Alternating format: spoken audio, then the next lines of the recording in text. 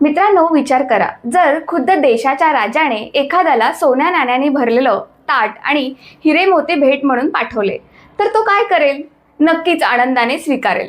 पण महाराष्ट्राच्या मातीत एक असे संत देखील होऊन गेले ज्याने राजाने पाठवलेलं सोनं चांदी कवडी मोलाचं समजून नाकारलं. आज आपण पाहणार आहोत छत्रपती शिवाजी महाराज आणि जगद्गुरू संत तुकाराम महाराजांच्या भेटीचा तो अंगावर काटा आणणारा इतिहास. स्वराज्य स्थापनेच्या काळात छत्रपती शिवाजी महाराजांना संत तुकाराम महाराजांच्या कीर्तनाची ख्याती समजली. शिवरायांना अशा महान संतांचे दर्शन घेण्याची तीव्र इच्छा झाली. राजे असल्यामुळे त्यांनी शिष्टाचाराप्रमाणे आपल्या मंत्र्यासोबत तुकोबांसाठी अत्यंत मौल्यवान नजराणे पाठवले.